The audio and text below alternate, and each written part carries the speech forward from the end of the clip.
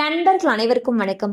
இன்னைக்கு நம்ம இந்த வீடியோல மீண்டும் தமிழகத்தில் பல மாவட்டங்களில் மிக கனமழை என்ற தகவல் வெளியாகி இருக்கு. ஸோ அதை பத்தி தான் இப்ப நம்ம பார்க்க போறோம். டெல்டா மாவட்டங்களில் கன முதல் அதி கனமழை வரை பெய்யும் என்று வானிலை ஆய்வு மையம் தெரிவித்துள்ளது. வடகிழக்கு பருவமழை காரணமாக தமிழகத்தில் கடந்த சில நாட்களாகவே மழை பெய்து வருகிறது. குறிப்பாக தென் மாவட்டங்கள், தென் கடலோர மாவட்டங்களில் கனமழை பெய்து வந்தது. இந்த சூழலில் தென்கிழக்கு வங்கக்கடல் பகுதியில் கடந்த 22ஆம் தேதி புதிய காற்றழுத்த தாழ்வு பகுதி ஒன்று உருவானது.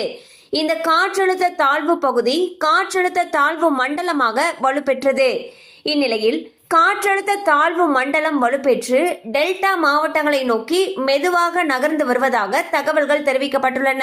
இதன் காரணமாக நவம்பர் 28ஆம் தேதியன்று கடலோர தமிழகத்தில் அநேக இடங்களிலும், உள் தமிழகத்தில் ஒரு சில இடங்களிலும், புதுவை மற்றும் காரைக்கால் பகுதிகளிலும் இடி மின்னலுடன் கூடிய லேசானது முதல் மிதமான மழை பெய்யக்கூடும். மேலும் சென்னை, திருவள்ளூர், காஞ்சிபுரம், செங்கல்பட்டு மற்றும் விழுப்புரம் ஆகிய மாவட்டங்களில் ஓரிரு இடங்களில் கன முதல் மிக கனமழையும், ராணிப்பேட்டை, திருவண்ணாமலை, கள்ளக்குறிச்சி, கடலூர் ஆகிய மாவட்டங்கள் மற்றும் புதுவையில் ஓரிரு இடங்களில் கனமழையும் பெய்ய வாய்ப்புள்ளது.